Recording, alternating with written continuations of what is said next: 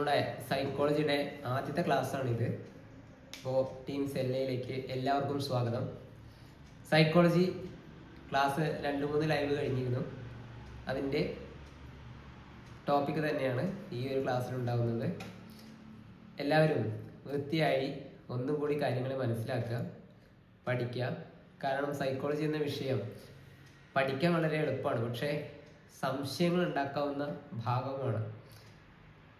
നമ്മൾ വൃത്തിയായിട്ട് എത്ര കണ്ട് പഠിക്കുന്നോ അത്രത്തോളം നമുക്ക് ഉപകാരപ്പെടും. ഈ പരീക്ഷയ്ക്ക് ഈ സൈക്കോളജി എന്ന ഭാഗം ഉപകാരപ്പെടും. ഇതിലെ 30 മാർക്ക് ഒരിക്കലും മിസ്സാകരുത്. ആ 30 മാർക്ക് നമുക്ക് നേടിയെടുക്കണം. അപ്പോൾ ആ 30 മാർക്കിനുള്ള ഒരു പ്രയത്നം, 30-ൽ 1 മാർക്ക് പോലും പോകരുത്, അതിനുള്ളൊരു പ്രയത്നം നമ്മുടെ ഭാഗത്തുനിന്ന് ഉണ്ടാവണം. അപ്പോൾ നമുക്ക് സൈക്കോളജിയുടെ ഭാഗത്തിലേക്ക് കടക്കാം.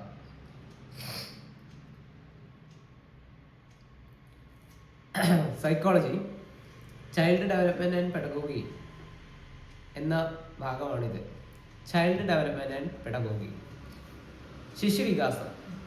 ശിശുവികാസത്തെക്കുറിച്ച് പഠിക്കുന്ന ഒരു ഭാഗമാണ് ഈ ഭാഗം.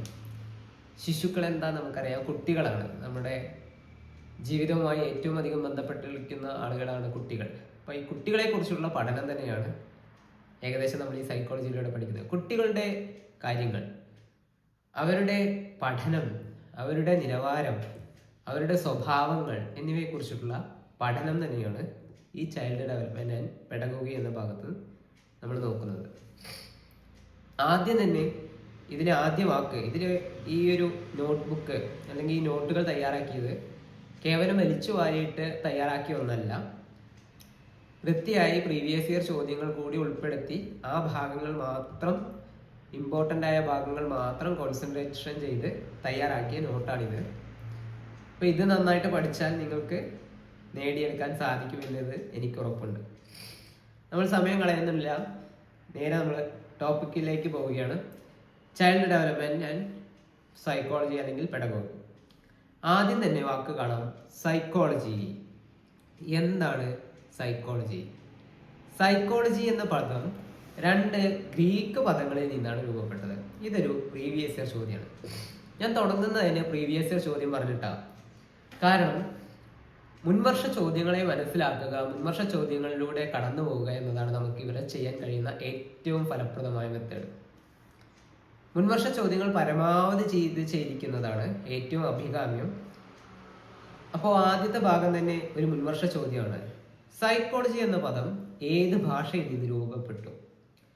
ഗ്രീക്ക് പദങ്ങളാണ് സൈക്കോളജി. സൈക്കെ അല്ലെങ്കിൽ മനസ്സ്, ലോഗോസ് അല്ലെങ്കിൽ ശാസ്ത്രം. സൈക്കോളജി എന്ന പദം രൂപപ്പെട്ടത് സൈക്കെ മനസ്സ്, ലോഗോസ് ശാസ്ത്രം എന്നതിൽ നിന്നാണ്. ഇതൊരു മുൻവർഷ ചോദ്യമാണെന്ന് പറയുന്നത് നിങ്ങൾക്ക് മുൻപോട്ട് പോകുമ്പോൾ കാണാം. മുൻവർഷ ചോദ്യങ്ങളെല്ലാം ലിസ്റ്റ് ചെയ്തിട്ടുണ്ട്. അവ എങ്ങനെയൊക്കെ നമ്മളെ ചോദിക്കുന്നു, നമ്മൾ എങ്ങനെയെല്ലാം ആൻസർ ചെയ്യുന്നു എന്നത് കാണാൻ പറ്റും. ഇനി ഇതൊരു പ്രീവിയസ് ഇയർ ചോദ്യമാണ്. ഈ ഗ്രീക്ക് പദങ്ങളിൽ നിന്ന് പ്രീവിയസ് ഇയർ ചോദ്യമാണ്. അങ്ങനെയുള്ള കാര്യങ്ങൾ ഞാൻ പ്രത്യേകം എടുത്തു പറയുന്നുണ്ടാവും. അത് കൂടുതൽ വൃത്തിയായിട്ട് മനസ്സിലാക്കി പഠിക്കുക. കുറേ ഡാറ്റകൾ ഉണ്ടായിരിക്കും. ആ ഡാറ്റകളെല്ലാം കൂടി തലയിലേക്ക് കുത്തിക്കയറ്റണമെന്നില്ല. നമ്മളിലുള്ളതെന്തോ അതിനെ വൃത്തിയായി മനസ്സിലാക്കുക, പരീക്ഷയ്ക്ക് തയ്യാറെടുക്കുക എന്നത് മാത്രമാണ്. അല്ലാതെ നമ്മളൊരു MA സൈക്കോളജി അല്ലെങ്കിൽ അതിൻ്റെ മുകളിലേക്കുള്ള സൈക്കോളജി കോഴ്സ് എടുക്കുകയല്ല. ഇവിടെ നമുക്ക് ലക്ഷ്യം പാസ്സാവുകയാണ്. ആ പാസ്സാവാനുള്ള സാധനം ഞങ്ങൾ തരും. അത് നന്നായിട്ട് വൃത്തിയായി പഠിക്കുക, വൃത്തിയായിട്ട് നമ്മുടെ മോക്ക് എക്സാമുകളൊക്കെ അറ്റൻഡ് ചെയ്യുക. വൃത്തിയായി പഠിച്ചാൽ മാത്രം മതി. ഇനി psychology is a study of human behaviour and mental process. Psychology എന്നത് മനുഷ്യന്റെ മനസ്സിന്റെ അല്ലെങ്കിൽ മനുഷ്യന്റെ പെരുമാറ്റങ്ങളെക്കുറിച്ചും മനസ്സിലെ ചിന്തകളെക്കുറിച്ചുമുള്ളതാണ്. Psychology is the scientific study of human behaviour and mental process. ഇതെന്താണ് സൈക്കോളജി എന്നതിൻ്റെ ഒരു ഡെഫിനിഷനാണ്. വേറെ അർത്ഥത്തിൽ പറഞ്ഞാൽ സൈക്കോളജി എന്നത് വ്യവഹാരത്തിന്റെ ശാസ്ത്രമാണ്. സൈക്കോളജി എന്നത് വ്യവഹാരത്തിന്റെ ശാസ്ത്രമാണ്. വേറൊരു ഡെഫിനിഷൻ ഉണ്ട്. മനസ്സ്, പ്രവൃത്തി, ശാരീരിക മാനസിക പ്രക്രിയകൾ എന്നിവയുടെ ശാസ്ത്രീയ പഠനമാണ് സൈക്കോളജി. അപ്പൊ എന്താണ് സൈക്കോളജിയെ കുറിച്ച് ഇപ്പൊ നമ്മൾ പറഞ്ഞത്? മനസ്സ്, പ്രവൃത്തി, ശാരീരിക മാനസിക പ്രക്രിയകൾ എന്നിവയുടെ ശാസ്ത്രീയ പഠനമാണ് സൈക്കോളജി. വൃത്തിയായി മനസ്സിലാക്കുക. സൈക്കോളജി പറഞ്ഞ വലിയ കാര്യമുള്ളതൊന്നല്ല. നമ്മുടെ മനസ്സിനെ കുറിച്ചും നമ്മുടെ ബിഹേവിയറിനെ കുറിച്ചും പഠിക്കുന്ന ഒരു പഠനശാഖ മാത്രമാണിത്. ഒരു ചോദ്യം വന്നു കഴിഞ്ഞാൽ നമുക്ക് ഇത് കണക്ട് ചെയ്യാൻ പറ്റിയാൽ, ആ ഒരു കണക്ഷൻ കിട്ടിക്കഴിഞ്ഞാൽ നമുക്ക് ഉത്തരം എഴുതാൻ പറ്റും. അല്ലാതെ അതിൽ പരമുള്ളൊരു ഗഹനമായ പഠനമൊന്നും ഇവിടെ ആവശ്യമില്ല. നമുക്ക് പരീക്ഷ ജയിക്കലുണ്ട്, അതിനുള്ളത് മാത്രം പഠിച്ചാൽ മതി. അടുത്ത മെയിൻ കണ്ടന്റ് ആണ് elementalism. What is elementalism? Who postulated elementalism? എന്താണ് എലമെന്റലിസം? BC 400 അരിസ്റ്റോട്ടിലാണ് ഈ ഒരു വാക്ക് കൊണ്ടുവന്നത്. BC 400 Aristotle. രണ്ട് കാര്യങ്ങൾ ഞാൻ പറഞ്ഞു. എലമെന്റലിസം, അരിസ്റ്റോട്ടിൽ. എലി അരി തിന്നും, അങ്ങനെ ആലോചിച്ചാൽ മതി. എലി അരി തിന്നും. എലി അല്ലേ അരി തിന്നുക?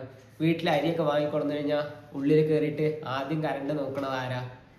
നമ്മുടെ എലിക്കുട്ടനാണ്. എലീനെ എന്നിട്ട് കെണിയിൽ പിടിക്കും. കുറെ ആള് വെയിലത്ത് വെച്ച് അതിനെ കൊല്ലും, കുറെ ആള് വെള്ളത്തിൽ മുക്കി അതിനെ കൊല്ലും. എന്തായാലും ലാസ്റ്റ് ആയിട്ട് അയാൾ ചാവും. ആരും അതിനെ തുറന്നു വിട്ട് അല്ലെങ്കിൽ വളർത്തുന്ന ആൾക്കാരൊന്നുമില്ലല്ലോ കയറിട്ട് കെട്ടിയിട്ട്. അപ്പൊ ഇങ്ങനെ ഒന്ന് ആലോചിച്ചാൽ മതി. അരി തിന്നുന്നത് എലി, അരി തിന്നുന്നത് എലിയല്ലേ? അരി തിന്നുന്നത് എലിയാണ്. അരിയും എലിയും അഭേദ്യമായ ബന്ധമുണ്ട്. അപ്പോ എലമെന്റലിസം പറഞ്ഞത് അരിസ്റ്റോട്ടിൽ.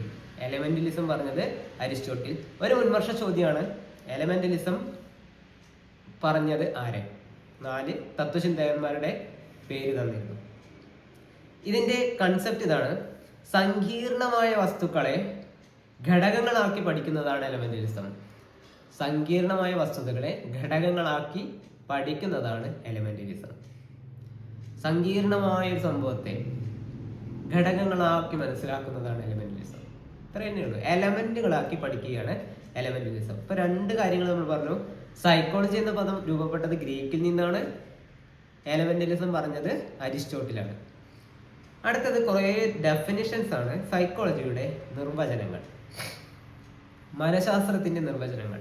എന്തിനാണ് മനഃശാസ്ത്രത്തിന്റെ ഈ നിർവചനങ്ങൾ നമ്മൾ പഠിക്കുന്നത്? ഇതൊക്കെ കേട്ടറ്റ് പരീക്ഷ, കേട്ടറ്റ് ആയിക്കോട്ടെ, നമ്മുടെ കേരള PSCയുടെ ടീച്ചിങ് ലെവലുള്ള പരീക്ഷകളായിക്കോട്ടെ, പ്രധാനപ്പെട്ട ഒന്നാണ് സൈക്കോളജി. അപ്പൊ എങ്ങനെയൊക്കെ പരീക്ഷയ്ക്ക് ചോദ്യങ്ങൾ ഉണ്ടാക്കാം? ഈ സൈക്കോളജി പറഞ്ഞ ഒരു കൺസെപ്റ്റ് മാത്രമാണ്, ഒരു ചെറിയൊരു ഭാഗം മാത്രമാണ്.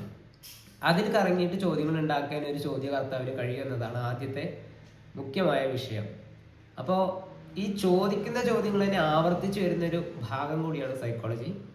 ഈ നിർവചനങ്ങളൊക്കെ ഇൻ കേസ് ആ ചോദ്യകർത്താവ് കരുതാണ് ഈ പരീക്ഷത്തിൽ ലളിതമാക്കാം, അങ്ങനെയൊക്കെ ഉണ്ടെങ്കിൽ ഇങ്ങനത്തെ നിർവചനങ്ങൾ ചോദിച്ചത് ആരെ, അല്ലെങ്കിൽ 2 നിർവചനം തന്നിട്ട് ഇത് ആരൊക്കെയാണ് പറഞ്ഞത്, 1, 2 ശരിയാണോ, 2, 3 ശരിയാണോ, അത്തരത്തിലുള്ള ചോദ്യങ്ങളൊക്കെ നമുക്ക് ഈ ഒരു ഭാഗത്ത് നിന്ന് പ്രതീക്ഷിക്കാം. അതുകൊണ്ടാണ് നിർവചനങ്ങളെ ഒഴിവാക്കാതെ ഉൾപ്പെടുത്തിയിട്ടുള്ളത്. മനഃശാസ്ത്രത്തിന്റെ നിർവചനങ്ങൾ.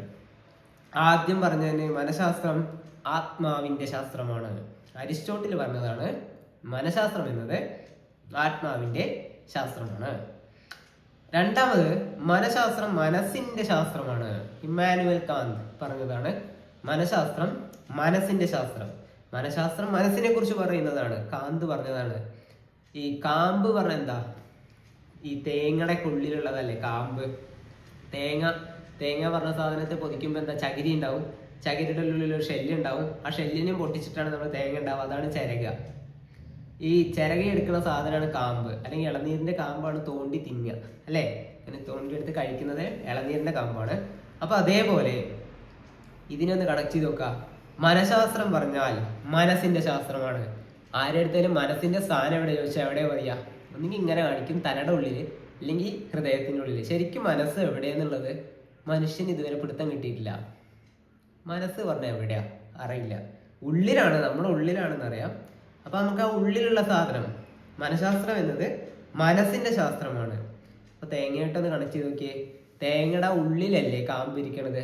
ആ കാമ്പ് പറഞ്ഞ് കാന്തുമായിട്ട് കണക്ട് ചെയ്യാൻ പറ്റില്ലേ? ഒരു കണക്ഷൻ കിട്ടിയില്ലേ? ഉള്ളിലുള്ള സാധനമാണ് കാമ്പ്. മനഃശാസ്ത്രം എന്നത് മനസ്സിന്റെ ശാസ്ത്രം. മനസ്സ് പറഞ്ഞാൽ നമ്മുടെ ഉള്ളിലുള്ളതാണ്.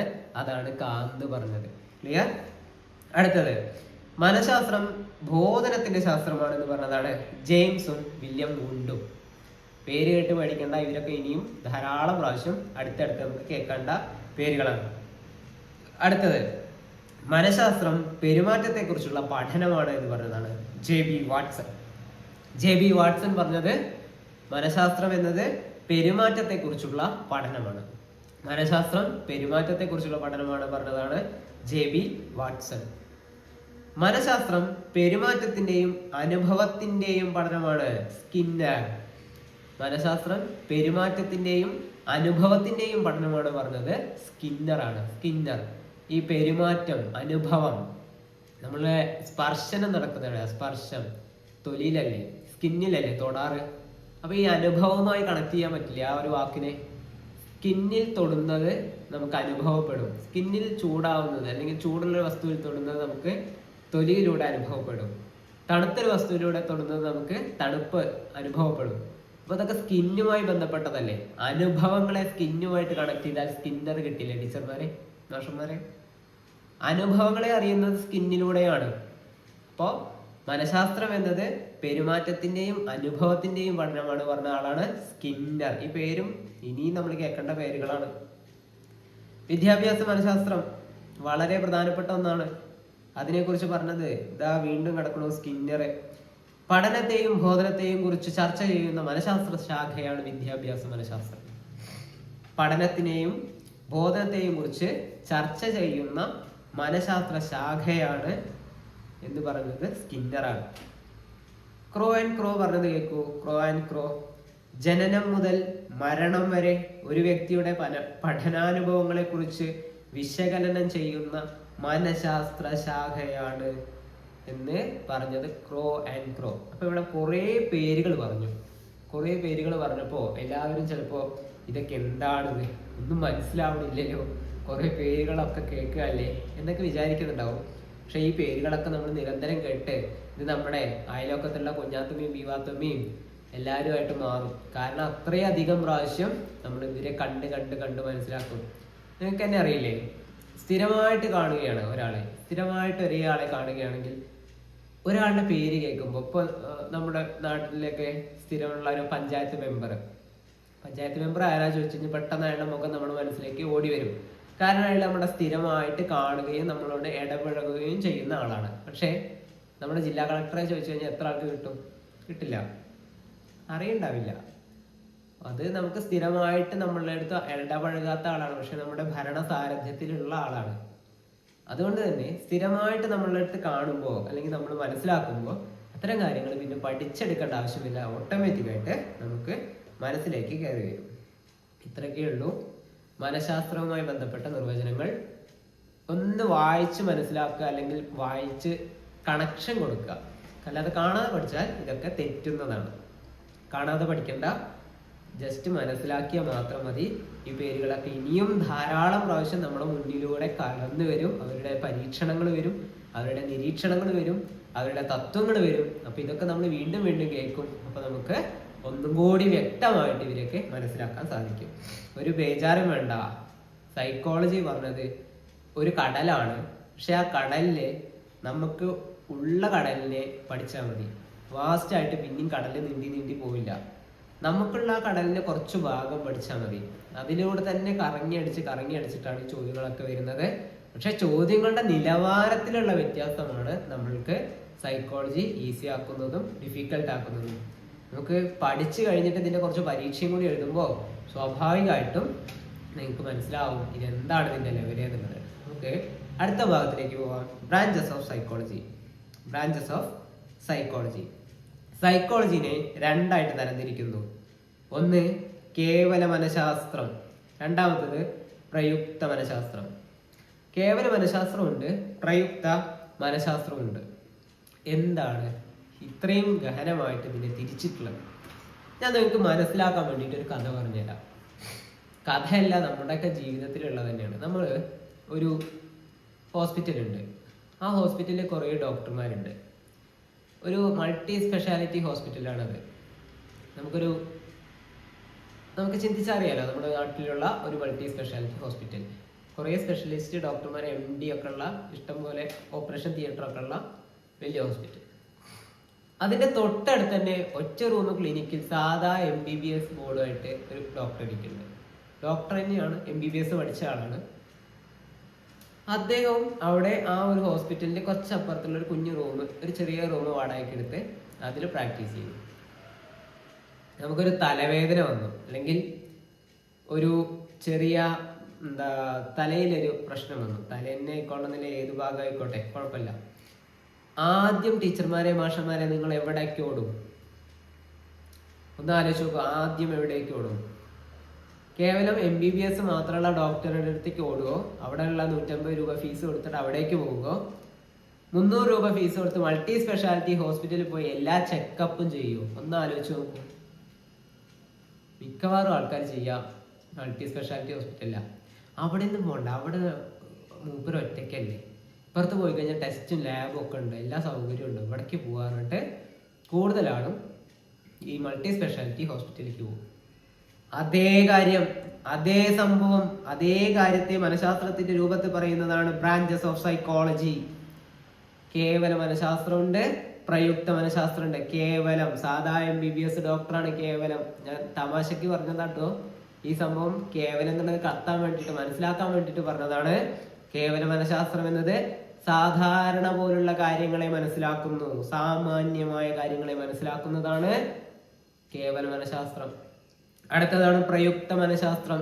പ്രയുക്ത മനഃശാസ്ത്രം അപ്ലൈഡ് സൈക്കോളജി. കൂടുതൽ ആഴത്തിലേക്ക്, ഒരു വിഷയത്തിലേക്ക് ആഴത്തിലേക്ക് ഇറങ്ങിയുള്ള പഠനം നടത്തുന്നതാണ് അപ്ലൈഡ് സൈക്കോളജി. കത്തിയില്ലേ? ക്ലിയർ അല്ലേ? മുന്നോട്ട് പോവുകയാണേ. അടുത്തത് നമുക്കിതിന്റെ ഡിവിഷൻസ്, അതിൻ്റെ ഉള്ളിലുള്ള വരുന്ന കാര്യങ്ങളൊന്ന് ജസ്റ്റ് നോക്കി പോവാം. കാര്യമായിട്ടൊന്നുമില്ല, ഒന്ന് മനസ്സിലാക്കി എടുക്കേണ്ടതേ ഉള്ളൂ. കേവല മനഃശാസ്ത്രത്തിന്റെ ഉള്ളിൽ വരുന്ന കാര്യങ്ങളാണ് സാമാന്യ മനഃശാസ്ത്രം. കേവല മനഃശാസ്ത്രത്തിന്റെ ഉള്ളിൽ വരുന്നതാണ് സാമാന്യ മനഃശാസ്ത്രം. പരീക്ഷണ മനഃശാസ്ത്രം, പരീക്ഷണങ്ങളിലൂടെ കാര്യങ്ങൾ മനസ്സിലാക്കുന്നതാണ് പരീക്ഷണ മനഃശാസ്ത്രം.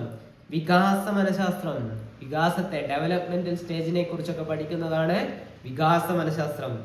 ശാരീരിക മനഃശാസ്ത്രം, ശാരീരികമായ മാറ്റങ്ങളെ കുറിച്ച് പഠിക്കുന്നതാണ് ശാരീരിക മനഃശാസ്ത്രം. അസ്വാഭാവിക മനഃശാസ്ത്രം, അബ്നോർമൽ സൈക്കോളജി എന്ന് പറയുന്ന മനഃശാസ്ത്രം. ഇതേ സംഭവം. ഇതൊക്കെ കേവലമായ കാര്യങ്ങൾ മനസ്സിലാക്കുന്നതാണെങ്കിൽ ഇപ്പുറത്ത് കിടക്കുന്നതാണ് പ്രയുക്ത മനഃശാസ്ത്രത്തിന്റെ ഒന്നാമത്തെ ആള് ക്ലിനിക്കൽ സൈക്കോളജി. ക്ലിനിക്കലായ രീതിയിൽ കാര്യങ്ങളെ കൂടുതൽ വിശദമായി മനസ്സിലാക്കുന്നതാണ് ക്ലിനിക്കൽ സൈക്കോളജി. അടുത്തത് വ്യവസായ മനഃശാസ്ത്രം. ഇൻഡസ്ട്രിയൽ ഉണ്ടാകുന്ന കാര്യങ്ങളെ കുറിച്ച് മനസ്സിലാക്കുന്നതാണെങ്കിൽ അതാണ് ഇൻഡസ്ട്രിയൽ മനഃശാസ്ത്രം. അപരാധ മനഃശാസ്ത്രം, ക്രിമിനൽ സൈക്കോളജി. ക്രിമിനൽ കാര്യങ്ങളിലേക്ക് കാര്യങ്ങൾ ഉണ്ടാവുകയാണെങ്കിൽ അവയെ കുറിച്ച് മനസ്സിലാക്കുന്നതാണ് ക്രിമിനൽ സൈക്കോളജി. മിലിറ്ററി മനഃശാസ്ത്രം. മിലിറ്ററി, നമ്മുടെ നാട്ടിലൊക്കെ അല്ലേ മിലിറ്ററിക്കാര്, അവരൊക്കെ നാട്ടിൽ നിന്നും വീട്ടിൽ നിന്നും വിട്ട് മാസങ്ങളോ കൊല്ലങ്ങളോ ദൂര സ്ഥലങ്ങളിലൊക്കെ ജീവിക്കുന്ന ആളുകളാണ്. അവരെ കുറിച്ച്, അവരുടെ കാര്യങ്ങളെ കുറിച്ച്, അവരുടെ സൈക്കോളജിക്കലായ കാര്യങ്ങളെ കുറിച്ച് മനസ്സിലാക്കുന്നതാണ് മിലിറ്ററി സൈക്കോളജി. അടുത്തത് നമുക്ക് വേണ്ട സാധനം വിദ്യാഭ്യാസ മനഃശാസ്ത്രം. വിദ്യാഭ്യാസ മനഃശാസ്ത്രം അഥവാ എഡ്യൂക്കേഷൻ ആൻഡ് സൈക്കോളജി. നമ്മുടെ കാര്യം വന്നു. വിദ്യാഭ്യാസ മനഃശാസ്ത്രം ഏത് മനഃശാസ്ത്ര ശാഖയിൽ വരുന്നതാണ്? ഉത്തരം പ്രയുക്ത മനഃശാസ്ത്രം. കത്തിയിലെ ഇത്രയേ ഉള്ളൂ. വിദ്യാഭ്യാസ മനഃശാസ്ത്രമാണ് ഇവിടുത്തെ പ്രധാനം. ഇവനെ കുറിച്ച് പഠിക്കലാണ് നമ്മുടെ സൈക്കോളജി. കത്തിയിലെ ടീച്ചർമാരെ മാഷന്മാരെ, വിദ്യാഭ്യാസ മനഃശാസ്ത്രം വരുന്നത് പ്രയുക്ത മനഃശാസ്ത്രത്തിൽ. കേവല മനഃശാസ്ത്രം എന്നത് കേവലമായി മൊത്തം കാര്യങ്ങളെ സാമാന്യമായി പഠിക്കുന്നതാണ് കേവല മനഃശാസ്ത്രം. ഓക്കെ അല്ലേ? മുന്നോട്ട് പോട്ടെ. ഒന്നും കൂടി ഇതൊക്കെ ഒന്ന് റിവൈസ് ചെയ്താൽ മാത്രം മതി. അടുത്തത് നമുക്ക് വളരെ സിമ്പിളായിട്ട് കുറച്ച് കാര്യങ്ങൾ മനസ്സിലാക്കിയെടുക്കണം. മനഃശാസ്ത്രത്തിന്റെ വിചാര മാതൃകകൾ പറയുമ്പോൾ വലിയ കൺസെപ്റ്റാണ്. മനഃശാസ്ത്രത്തിന്റെ ഉള്ളിൽ കുറെ ആൾക്കാർ കുറെ വാദങ്ങളൊക്കെ ഇറക്കിയിട്ടുണ്ട്. അപ്പൊ വാദങ്ങളെ കുറിച്ചൊക്കെ പഠിക്കുന്നതാണ് വിചാര മാതൃകകൾ, തോട്ട്സ് ഇൻ സൈക്കോളജി. വലിയ കാര്യങ്ങളല്ല, പക്ഷെ മനസ്സിലാക്കേണ്ട പ്രധാനപ്പെട്ട ഭാഗമാണ് തോട്ട്സ് ഇൻ സൈക്കോളജി. ആദ്യത്തെ ആളാണ് ധർമ്മവാദം അല്ലെങ്കിൽ ഫങ്ഷണലിസം. ഈ സാധനം എന്തിനാണ് പറയണതെന്ന് പറഞ്ഞുതരാം. 4 ശാസ്ത്രജ്ഞന്മാരെ തന്നിട്ട് ഇതിലെ വ്യവഹാരവാദത്തിൽ ഉൾപ്പെട്ടവരാര്, അല്ലെങ്കിൽ ധർമ്മവാദം പറഞ്ഞതാര്? 4 ശാസ്ത്രജ്ഞന്മാരെ തന്നിട്ട് ഇതിൽ വ്യവഹാരവാദത്തിൽ ഉൾപ്പെടാത്തതാര്? അങ്ങനെയുള്ള ചോദ്യങ്ങളൊക്കെ നമുക്ക് ഈ ഭാഗത്തു നിന്ന് പ്രതീക്ഷിക്കാം. നമ്മൾ മുൻവർഷ ചോദ്യങ്ങൾ കാണും, ഇതിന്റെ തൊട്ട് താഴെ കാണും. അത് ചെയ്ത് കുറച്ച് മോക്ക് ചോദ്യങ്ങൾ ചെയ്യും. അതിനും ശേഷം ഇതിന്റെ റിയൽ ആയിട്ട് കുറേയേറെ പ്രീവിയസ് ഇയർ ചോദ്യങ്ങളിൽ വന്ന ചോദ്യങ്ങളെല്ലാം ചെയ്യുമ്പോൾ ടീച്ചർമാർക്കും മാഷന്മാർക്കും മനസ്സിലാവും എന്തിനാണ് ഈ സാധനം പറഞ്ഞത്. നോക്കല്ലേ, നമുക്കെന്നാ ആദ്യത്തെ സാധനമാണ് ധർമ്മവാദം, ഫങ്ഷണലിസം. മനഃശാസ്ത്രത്തിലെ ഏറ്റവും പഴക്കമുള്ള ചിന്താധാരയാണ് ധർമ്മവാദം. ഒന്നാമത്തെ പോയിന്റ്, മനഃശാസ്ത്രത്തിലെ ഏറ്റവും പഴക്കമുള്ള ചിന്താധാര. പ്രീവിയസ് ഇയർ ചോദ്യമാണ്. മനഃശാസ്ത്രത്തിലെ ഏറ്റവും പഴക്കമുള്ള ചിന്താധാരയാണ് നമ്മുടെ ധർമ്മവാദം. അപ്പൊ ധർമ്മം ഏറ്റവും പണ്ടുള്ള സാധനമാണ്. ധർമ്മത്തെ കുറിച്ചൊക്കെ പറയാം. അപ്പൊ ഈ പഴക്കമുള്ള സാധനത്തെ ധർമ്മമായിട്ട് കണക്ട് ചെയ്യാം. ഇത് ഫുള്ള് കണക്ഷനാണ് കേട്ടോ, കാണാതെ പഠിക്കലല്ല, ഫുള്ള് കണക്ട് ചെയ്ത് പഠിച്ചു കഴിഞ്ഞാൽ ഇത് പഠിക്കാൻ എളുപ്പമാണ്. അപ്പൊ ഞാനൊരു ചോദ്യം ചോദിക്കട്ടെ, മനസ്സ് ഉള്ളിലുള്ളതാ പറഞ്ഞത് ആരാ? ഇമ്മാനുവൽ കാന്താണ്. കാമ്പ് ഉള്ളിൽ എന്നാലോചിച്ച ഇമ്മാനുവൽ കാന്താണ് മനസ്സ് പറഞ്ഞ ഉള്ളിലുള്ള സാധനത്തെ കുറിച്ച് പഠിക്കുന്നതാണ് എന്ന് പറഞ്ഞത്. അപ്പോ ഇളനീര് കാമ്പ് കാന്താക്കി, കാന്തിനെ മനസ്സുമായിട്ട് കണക്ട് ചെയ്തു, പഠിഞ്ഞില്ലേ? ഇത് പഠിക്കാൻ വേറെ എന്തെങ്കിലും ചെയ്യണോ? എലമെന്റലിസം പറഞ്ഞത് ആരാ? എലിനെ അരിയുമായി കണക്ട് ചെയ്തു. എലമെന്റലിസം പറഞ്ഞത് അരിസ്റ്റോട്ടിൽ. ഇങ്ങനെ കണക്ട് ചെയ്ത് പഠിച്ചാൽ മതി, വേറെ ഒന്നുമില്ല ഇതില്. കണക്ഷൻ ഇങ്ങനെ കണക്ഷൻ എടുത്ത് പോയാൽ മതി. ഇടയ്ക്ക് കണക്ഷൻ വിട്ടു പോകുമ്പോഴാണ് നമുക്ക് ബുദ്ധിമുട്ട് വരിക. അപ്പോ മനഃശാസ്ത്രത്തിലെ ഏറ്റവും പഴക്കമുള്ള ചിന്താധാരയാണ് ധർമ്മവാദം. മനഃശാസ്ത്രത്തിലെ ഏറ്റവും പഴക്കമുള്ള ചിന്താധാര ഏതെന്ന് ചോദിച്ചാൽ ടീച്ചർമാരും മാഷന്മാരും എഴുതണം, ധർമ്മവാദം.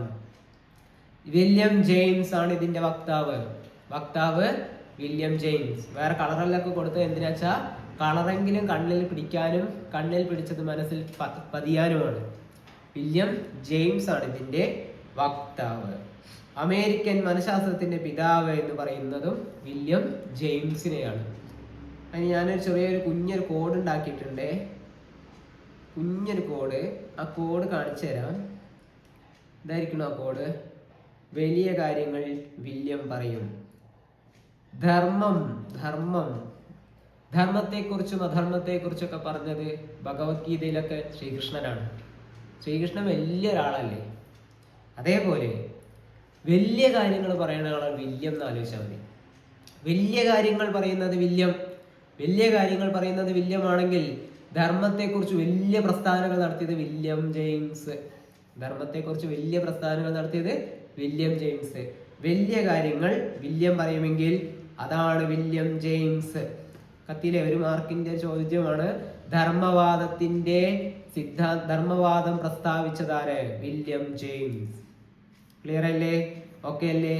നമ്മൾ എങ്ങനെ മുന്നോട്ട് പോവാം. അടുത്തതാണ് രണ്ടാമത്തെ കാര്യം, ഘടനാവാദം. മനുഷ്യ മനസ്സിന്റെ ഘടകങ്ങളെ കുറിച്ച് പറയുന്നതാണ് ഘടനാവാദം അല്ലെങ്കിൽ സ്ട്രക്ചറലിസം. എന്താണ് സ്ട്രക്ചറലിസം? സ്ട്രക്ചറലിസം ഘടനാവാദം. മനുഷ്യ മനസ്സിന്റെ ഘടകങ്ങളെ പറ്റി പറയുന്നതാണ് ഘടനാവാദം. ബോധപൂർവമായ അനുഭവങ്ങളുടെ പഠനത്തിന് പ്രാധാന്യം നൽകുന്നതാണ് ധർമ്മവാദം. ബോധപൂർവമായ അനുഭവങ്ങളുടെ പഠനമാണ് ഘടനാവാദം. 2 കാര്യങ്ങളാണ് പറഞ്ഞത്. ആദ്യത്തേതാണ് ധർമ്മവാദം, രണ്ടാമത്തേതാണ് സ്ട്രക്ചറലിസം അല്ലെങ്കിൽ ഘടനാവാദം. മൂന്നാമത്തത് വ്യവഹാരവാദം, ബിഹേവിയറലിസം. എല്ലാ കാറ്റഗറിയിലും പഠിക്കുന്ന ആൾക്കാരാണ് ഇതൊക്കെ. അപ്പോൾ കാറ്റഗറി 1, 2, 3 വരുന്ന ആൾക്കാർ തന്നെയാണിത്. അപ്പൊ എല്ലാവർക്കും ഉപകാരപ്പെടും. ഈ പറഞ്ഞ ആളാണ്, ബിഹേവിയറലിസം പറഞ്ഞ ആളാണ് J B. Watson. What a son. J B. Watson. What a behaviour son എന്നൊക്കെ ചോദിക്കൂലേ? ഇങ്ങനെ നമ്മൾ കുട്ടികളുടെ അടുത്തൊക്കെ എന്ത് സ്വഭാവമാണ് അത് എന്നൊക്കെ ചോദിക്കില്ലേ? ഇത് കണക്ട് ചെയ്ത് നോക്കിയേ. വാട്ട് എ ബിഹേവിയർ സൺ, എന്ത് സ്വഭാവമാണ് മോനെ. സ്വഭാവ പഠനത്തെ കുറിച്ച് പറഞ്ഞത്, വ്യവഹാര പഠനത്തെ കുറിച്ച് പറഞ്ഞത് J B. Watson. What a son. അപ്പൊ ഞാൻ ഉണ്ടാക്കിയ കോഡാണ് കേട്ടോ. ഇപ്പൊ കത്തിയതാണ്. What a son. വാട്സൺ ആണ് ഈ സാധനം ഉണ്ടാക്കിയത്. What a son. വാട്സൺ ഉണ്ടാക്കിയത് വ്യവഹാരവാദം, ബിഹേവിയറിസം. അദ്ദേഹം പറഞ്ഞത് മനുഷ്യന്റെ നിരീക്ഷിക്കാനോ അളക്കാനോ കഴിയുന്ന പെരുമാറ്റത്തെയാണ് പഠന വിധേയമാക്കേണ്ടത്. മനുഷ്യന്റെ കാണാൻ പറ്റുന്ന, അളക്കാൻ പറ്റുന്ന സ്വഭാവങ്ങളെയാണ് പഠന വിധേയമാക്കേണ്ടത് എന്ന് പറഞ്ഞത് JB വാട്സൺ ആണ്. അടുത്തയാള് സിഗ്മണ്ട് ഫ്രോയിഡ്. ഇയാളെ നമുക്ക് ആർക്കും പരിചയപ്പെടുത്തി തരേണ്ട. മനോവിശ്ലേഷണ സിദ്ധാന്തത്തിന്റെ ഉപജ്ഞാതാവ്, ആധുനിക മനഃശാസ്ത്രത്തിന്റെ ഉപജ്ഞാതാവ് എന്നൊക്കെ അറിയപ്പെടുന്ന ആളാണ് സിഗ്മണ്ട് ഫ്രോയിഡ്. അദ്ദേഹം പറഞ്ഞത് മനോവിശ്ലേഷണ സിദ്ധാന്തം, സൈക്കോ അനലിറ്റിക് തിയറി. നമ്മൾ ഈ സാധനം ഇനിയും പഠിക്കും. അദ്ദേഹത്തിന്റെ നിരീക്ഷണങ്ങൾ പഠിക്കും, അദ്ദേഹത്തിന്റെ ഗവേഷണങ്ങൾ പഠിക്കും, അദ്ദേഹത്തിന്റെ സിദ്ധാന്തങ്ങൾ പഠിക്കും. അപ്പൊ അദ്ദേഹം പറഞ്ഞത് സിഗ്മണ്ട് ഫ്രോയിഡ് ആണ് അവതരിപ്പിച്ചത്. ബോധ മനസ്സ്, അർദ്ധബോധ മനസ്സ്, അബോധ മനസ്സ് എന്നിവയെ കുറിച്ച് പറഞ്ഞതാണ് സിഗ്മണ്ട് ഫ്രോയിഡ്. എന്താണ് പറഞ്ഞത്? ബോധ മനസ്സ്, അബോധ മനസ്സ്, അർദ്ധബോധ മനസ്സ്, conscious mind, sub conscious mind and unconscious mind. ഈ 3 കാര്യങ്ങളെ കുറിച്ചും പറഞ്ഞതാണ് സിഗ്മണ്ട് ഫ്രോയിഡ്. അദ്ദേഹത്തിന്റെ സിദ്ധാന്തമാണ് മനോവിശ്ലേഷണ സിദ്ധാന്തം. അടുത്തത്, ഇത് ജസ്റ്റ് സിദ്ധാന്തങ്ങളെ കുറിച്ച് ജസ്റ്റ് മനസ്സിലാക്കി പോകേണ്ട കാര്യമുള്ളൂ. നമ്മൾ ഇതിന്റെ ഓരോന്നിനെ കുറിച്ചും വിശദമായി തുടർന്നുള്ള ക്ലാസ്സുകളിൽ ഉണ്ടാവും. അടുത്തത് സമഗ്രതാവാദം. സമഗ്രതാവാദം, സമഗ്രതാവാദം, സമഗ്രതയ്ക്ക് പ്രാധാന്യം നൽകിയ വാദമാണ് സമഗ്രതാവാദം. ഞാനൊരു എക്സാമ്പിൾ പറഞ്ഞുതരാം. ഞാൻ ഇവിടെ കുറേ വരകൾ ഇടുന്നില്ലേ, കുറേ വരകൾ ഇട്ടു. ഈ വരകൾ ഒറ്റ നോട്ടത്തിൽ കണ്ടാൽ നിങ്ങൾക്ക് എന്തായിട്ട് തോന്നും? ജസ്റ്റ് ഈ വരകളിലേക്ക് മാത്രം നോക്കിയാൽ, ഒന്ന് നോക്കിയാൽ ചിലപ്പോൾ അത് വട്ടായിട്ട് തോന്നും, വൃത്തം. അതെന്തുകൊണ്ട് അങ്ങനെ തോന്നാൻ കാരണം, നമ്മൾ ആ ഇല്ലാത്ത ഭാഗത്തെ നമ്മളായിട്ടത് കണക്ട് ചെയ്തു. അത് ഇല്ലാത്ത ഭാഗങ്ങൾ ഞാനായിട്ടത് കണക്ട് ചെയ്ത് വിട്ടപ്പോൾ ഇതെന്തായി? ഒരു വട്ടായില്ലേ? അതേ കൺസെപ്റ്റാണ് ഈ സമഗ്രതാവാദത്തിലും പറയുന്നത്. സമഗ്രമായാണ് കാര്യങ്ങളെ പഠിക്കേണ്ടത്. പ്രതിഭാസങ്ങളെ ഭാഗികമായല്ല, മൊത്തത്തിൽ പഠിക്കണം. പ്രതിഭാസങ്ങളെ ഭാഗികമായല്ല, മൊത്തത്തിൽ പഠിക്കണം.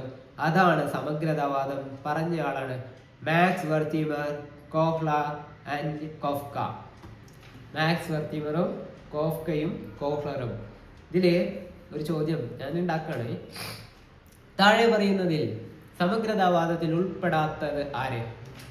Option A Max Wertheimer, option B Kohler, option C William James, option D Koffka. ഉത്തരം ആരായിരിക്കും? ഒന്നാലോചിച്ച് നോക്കൂ.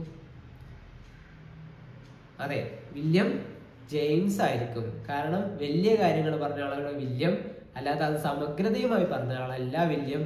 അതുകൊണ്ട് തന്നെ സമഗ്രതാവാദത്തിന്റെ ആൾക്കാരാണ് മാക്സ് വെർത്തിമർ, കോഫ്ക ആൻഡ് കോഹ്ലർ. 3 പേരുകളെ നമ്മൾ ഈ സമഗ്രതാവാദമൊക്കെ വീണ്ടും വീണ്ടും പഠിക്കുന്ന കാര്യങ്ങളാണ്. ഒരു ബേജാറും വേണ്ട, നമ്മളൊക്കെ ഇതൊക്കെ കവർ ചെയ്തിട്ട് പോകും. സമഗ്രതയെ കുറിച്ചുള്ള മൊത്തം അനുഭവങ്ങളിലാണ് ഇതിൽ പറയുന്നത്. മൊത്തത്തിലുള്ള അനുഭവങ്ങളുടെ പഠനമാണ് സമഗ്രതാവാദം. അടുത്തത് hormic psychology, purposeful psychology, goal oriented psychology. ജീവിത ലക്ഷ്യങ്ങൾ, ആവശ്യങ്ങൾ എന്നിവയ്ക്ക് പ്രാധാന്യം നൽകുന്നതാണിത്. ഹോമിക് സൈക്കോളജി ജീവിത ലക്ഷ്യങ്ങൾ, ആവശ്യങ്ങൾ എന്നിവയ്ക്ക് പ്രാധാന്യം നൽകുന്നു. പെരുമാറ്റത്തിന് കാരണം ലക്ഷ്യങ്ങളാണെന്ന് ഈ സിദ്ധാന്തം പറയുന്നു. പെരുമാറ്റങ്ങൾക്ക് കാരണം ലക്ഷ്യങ്ങളാണ് എന്ന് പറയുന്നത് ഈ സിദ്ധാന്തമാണ്. ഇത് പറഞ്ഞത് വില്യം മാക്ഡ്വെൽ. വില്യം മാക്ഡ്വെൽ ആണ് ഈ ഒരു സിദ്ധാന്തത്തെ കുറിച്ച് പറഞ്ഞിട്ടുള്ളത്. 7ാമത്തത് കർട്ട് ലെവിൻ പറഞ്ഞ ക്ഷേത്ര സിദ്ധാന്തം അല്ലെങ്കിൽ ഫീൽഡ് തിയറി. 7-8 ആൾക്കാരെ പഠിച്ചു വെച്ചിട്ട് ബേജാറാവണ്ട. ഈ 7-8 ആൾക്കാരെ നമ്മൾ ഡീറ്റെയിൽ ആയിട്ട് ഇനിയും നമ്മൾ ഇങ്ങനെ കണ്ടുകൊണ്ടേയിരിക്കും. കർട്ട് ലെവിൻ പറഞ്ഞ ഫീൽഡ് തിയറി ഒരു വ്യക്തിയുടെ ജീവിതത്തെ മൊത്തത്തിൽ പഠിക്കുന്നതാണ് ഫീൽഡ് തിയറി. ഒരു വ്യക്തിയുടെ ജീവിതത്തെ മൊത്തത്തിൽ പഠിക്കുന്നതാണ് ഫീൽഡ് തിയറി. സാമൂഹിക മനഃശാസ്ത്രത്തിന്റെ പിതാവ് എന്നറിയപ്പെടുന്നത് കർട്ട് ലെവിൻ. സാമൂഹിക മനഃശാസ്ത്രത്തിന്റെ പിതാവ് എന്നറിയപ്പെടുന്നത് കർട്ട് ലെവിൻ. അങ്ങനെയാണെങ്കിൽ ആധുനിക മനഃശാസ്ത്രത്തിന്റെ പിതാവ് എന്നറിയപ്പെടുന്നത് ആരാണ്? Sigmund Freud. ആധുനിക മനഃശാസ്ത്രത്തിന്റെ പിതാവ് എന്നറിയപ്പെടുന്നത് സിഗ്മണ്ട് ഫ്രോയിഡ് ആണ്. അപ്പോൾ ഒരു കണക്ഷൻ ആണ് നമ്മൾക്ക് ഇതിലൊക്കെ ഉണ്ടാക്കേണ്ടത്. കണക്ഷൻ ഈസ് ദ കീ, അത്രയേ ഉള്ളൂ. അടുത്തത് ഹ്യൂമനിസം, മാനവികതാവാദം. സ്വയം വികസിപ്പിക്കുന്നതിനുള്ള ആന്തരിക പ്രേരണകളെ പ്രധാനമായി കാണുന്നതാണ് ഹ്യൂമനിസം, മാനവികതാവാദം. എബ്രഹാം മാസ്ലോയും കോൾ റോജേഴ്സിനുമാണ് ഇത് പ്രസ്താവിച്ചത്. എബ്രഹാം മാസ്ലോയും കോൾ റോജേഴ്സും രണ്ടുപേരും അവിടെ വന്നു. എബ്രഹാം മാസ്ലോയുടെ ആവശ്യങ്ങളുടെ ശ്രേണി പറഞ്ഞിട്ട് വലിയ ഗഹനമായിട്ട് പഠിക്കാനുള്ള ഒരു സാധനമുണ്ട്. അതേപോലെ കോൾ റോജേഴ്സിന്റെ കാര്യങ്ങളും പഠിക്കാനുണ്ട്. അത് പറഞ്ഞതാണ് മാനവികതാവാദം. അടുത്തത് ജ്ഞാനനിർമ്മിതിവാദം. കോഗ്നിറ്റീവ് കൺസ്ട്രക്റ്റിവിസം പറഞ്ഞത് മാനസിക മാതൃകകൾ രൂപീകരിക്കുന്ന പ്രക്രിയയാണ് പഠനം. മാനസിക മാതൃകകൾ രൂപീകരിക്കുന്ന പ്രക്രിയയാണ് പഠനം എന്ന് പറയുന്നതാണ് ജ്ഞാനനിർമ്മിതിവാദം അല്ലെങ്കിൽ കോഗ്നിറ്റീവ് കൺസ്ട്രക്റ്റിവിസം.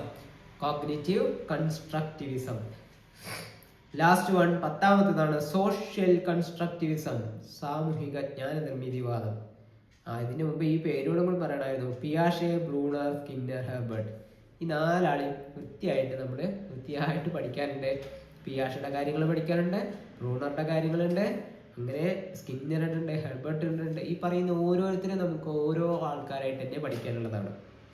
അവസാനത്തേതാണ് 10ാമത്തേത് സോഷ്യൽ കൺസ്ട്രക്റ്റിവിസം, സാമൂഹിക ജ്ഞാനനിർമ്മിതിവാദം. സാമൂഹ്യപരമായ ഇടപെടലുകളിലൂടെ പഠനം നടക്കുന്നു എന്ന് പറയുന്നതാണ് സാമൂഹിക ജ്ഞാനനിർമ്മിതിവാദം. പറഞ്ഞ ആളാണ് വൈഗോട്സ്കി.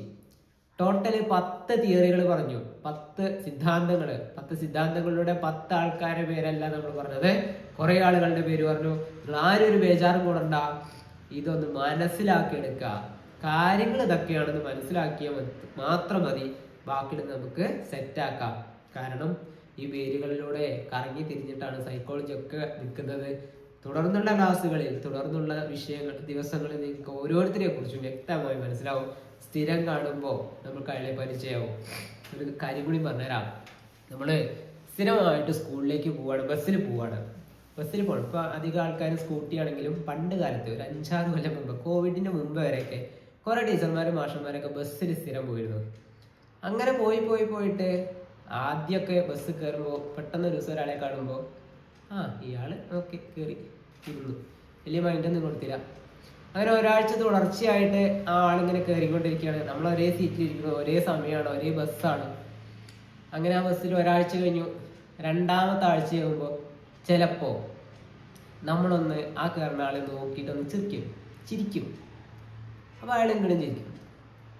അങ്ങനെ കുറച്ചു ദിവസം അങ്ങനെ ആ ചിരി പോയിട്ട് ഒരു ദിവസം സീറ്റ് കിട്ടി, അവിടെ ഇരുന്നോളൂ കേട്ടോ പറയും. അങ്ങനെ അവരവിടെ ഇരിക്കും.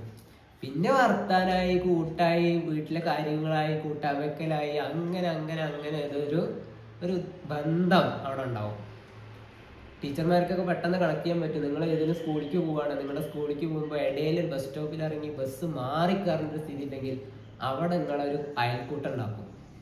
കാരണം ഒരേ സമയമല്ലേ, രാവിലെയും വൈകുന്നേരം ഒരേ സമയത്ത് പല ഭാഗത്തു നിന്നുള്ള സ്ഥിരം യാത്രക്കാർ കാണുകയും സ്ഥിരമായിട്ട് വർത്താനം പറയുകയും കാര്യമായിട്ട് അവരെ കുറിച്ചൊന്നും അറിയണ്ടാവില്ല. പക്ഷെ അവരുടെ അടുത്ത് ഭയങ്കര പരിചയമാവും. ആ ഒരു പരിചയം ഉണ്ടാക്കിയെടുത്താൽ മതി സൈക്കോളജി പാസ്സാവാൻ. ആ ഒരു പരിചയം ഉണ്ടാവും. കാരണം ഈ പേരുകൾ ഇനി ഇങ്ങനെ കേട്ടോണ്ടേയിരിക്കും. അപ്പൊ നമ്മൾ അവരോട് പരിചയപ്പെടും. അവരെ കുറിച്ച് കൂടുതൽ, അവര് വീട്ടുകാരെയും നാട്ടുകാരെയും കുറിച്ചിട്ടോ, അവരുടെ വീട്ടിലെ കുട്ടികളുടെ വിദ്യാഭ്യാസത്തെ കുറിച്ചിട്ടോ, അവരുടെ ബാക്കി കാര്യങ്ങളെ കുറിച്ചോ നമുക്കറിയണ്ട. അവരെ കുറിച്ച് ഡയറക്റ്റ് കിട്ടിയാൽ മതി, അത് നമുക്കിതിൽ കിട്ടും. നോക്കാം. അടുത്ത പ്രധാനപ്പെട്ട ഭാഗമാണ് മനഃശാസ്ത്ര ഗവേഷണ ഉപാധികൾ. വളരെ പ്രധാനപ്പെട്ട ചോദ്യങ്ങൾ വരുന്ന ഒരു ഭാഗമാണിത്. മനഃശാസ്ത്ര ഗവേഷണ ഉപാധികൾ. അന്തർനിരീക്ഷണം. ഒരു 5-8 എണ്ണം ഇതില്. ജസ്റ്റ് ഒന്ന് മനസ്സിലാക്കിയിരുന്നാൽ മതി, വലിയ കാര്യമുള്ളതല്ല. പഠിച്ചാൽ എളുപ്പം മനസ്സിലാവും. പഠിക്കുക പറഞ്ഞാൽ മനസ്സിലാക്കിയാൽ മനസ്സിലാവും. അങ്ങനെ പറയാം. അന്തർനിരീക്ഷണം ആദ്യത്തെ സാധനമാണ്. അന്തർനിരീക്ഷണം. ഉള്ളിൽ, ഇൻട്രോസ്പെക്ഷൻ എന്ന് പറയും. ഉള്ളിലേക്കുള്ള പഠനമാണ്. നമ്മുടെ ഉള്ളിലുള്ള കാര്യങ്ങളെ കുറിച്ചുള്ള പഠനമാണിത്. ഇൻട്രോസ്പെക്ഷൻ. നമ്മുടെ ഉള്ളിലേക്ക് തന്നെ നോക്കുക. ഒരു വ്യക്തിക്ക് തൻ്റെ ചിന്തകളെയും വികാരങ്ങളെയും സ്വന്തമായി പഠിക്കാനുള്ള രീതിയാണിത്.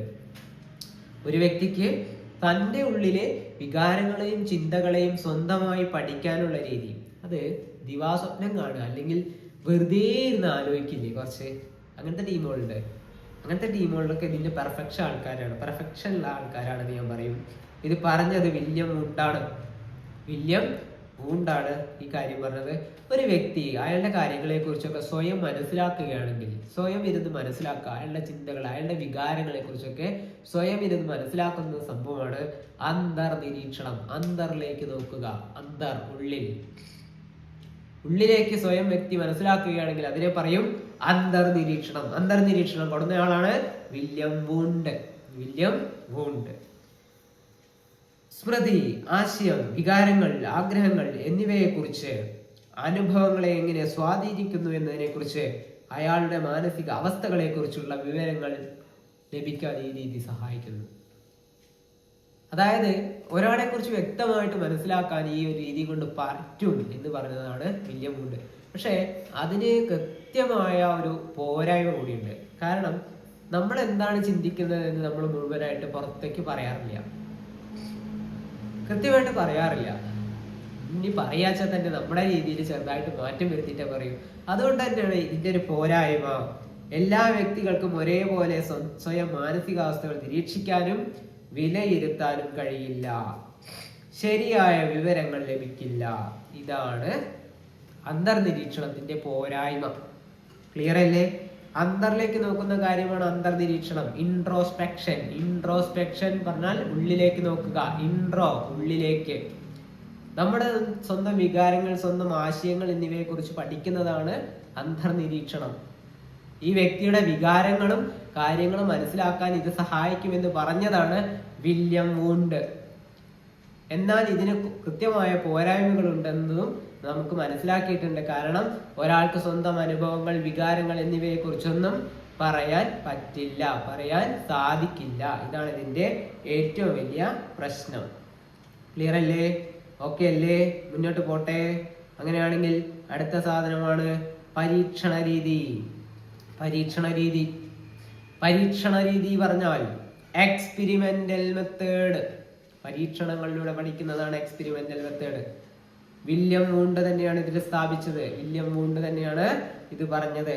അദ്ദേഹം 1879 ജർമ്മനിയിലെ ലെയ്പ്സിംഗിൽ ആദ്യത്തെ മനഃശാസ്ത്ര പരീക്ഷണശാല സ്ഥാപിച്ചു. ഒരു പ്രീവിയസ് ഇയർ ചോദ്യമാണിത്. Previous year question. ലോകത്തെ ആദ്യത്തെ മനഃശാസ്ത്ര ലബോറട്ടറി സ്ഥാപിച്ചത് ആര്? ഒന്നാമത്തതിന്റെ ഉത്തരം ഞാൻ പറഞ്ഞു, വില്യം വൂണ്ട്. ലോകത്തെ ആദ്യത്തെ മനഃശാസ്ത്ര ലബോറട്ടറി എവിടെ സ്ഥാപിച്ചു? ജർമ്മനിയിലെ ലെയ്പ്സിംഗിൽ. പണ്ടത്തെ ഒരു ചോദ്യമാണ്, പ്രീവിയസ് ഇയർ ക്വസ്റ്റ്യൻ ആണ്. ജർമ്മനിയിലെ ലെയ്പ്സിംഗിലാണ് ലോകത്തിലെ ആദ്യത്തെ മനഃശാസ്ത്ര ലബോറട്ടറി പരീക്ഷണശാല സ്ഥാപിച്ചത്. ക്ലിയർ അല്ലേ? ഓക്കെ അല്ലേ? അങ്ങനെയാണെങ്കിൽ അടുത്ത കാര്യം നോക്കൂ, സർവേ രീതി. ടീച്ചർമാരെ, മാഷന്മാരെ ഒന്നും പേടിക്കണ്ട. നിങ്ങൾക്ക് മനസ്സിലായില്ലെങ്കിൽ ഈ വീഡിയോ ഒന്ന് പോസ് അടിക്കുക, ബാക്കിലേക്കൊന്ന് പോവുക, ഒന്നുകൂടിയും കാണുക. കത്തും, കലങ്ങും. കലങ്ങാത്തവർക്ക് പോലും കലങ്ങുന്ന രീതിയിലാണ് ഈ കാര്യങ്ങൾ പറയുന്നത്. ഇനിയും മനസ്സിലായില്ലെങ്കിൽ നിങ്ങൾക്ക് പേഴ്സണൽ മെന്റർഷിപ്പിന്റെ നിങ്ങൾക്ക് അതിലൂടെ ചോദിക്കാം. ഞാൻ അടുത്തിലേക്ക് പോകുന്നു. സർവേ രീതി.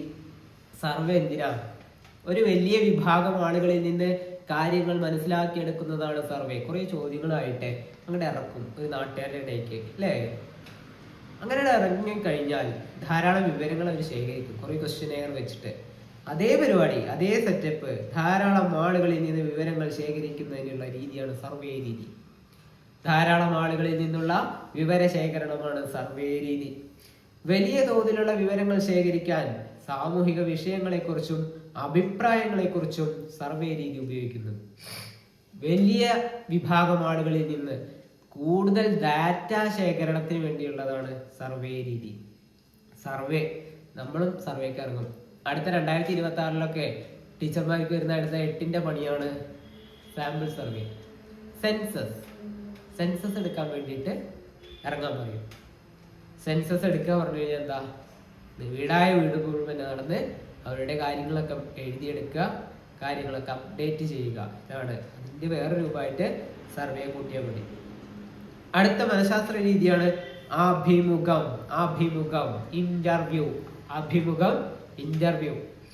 ഒരു പ്രത്യേക ലക്ഷ്യത്തെ മുൻനിർത്തി ഒന്നോ അല്ലെങ്കിൽ രണ്ടോ വ്യക്തികൾ നേരിട്ടോ അല്ലാതെയോ നടത്തുന്ന സംഭാഷണമാണ് അഭിമുഖം.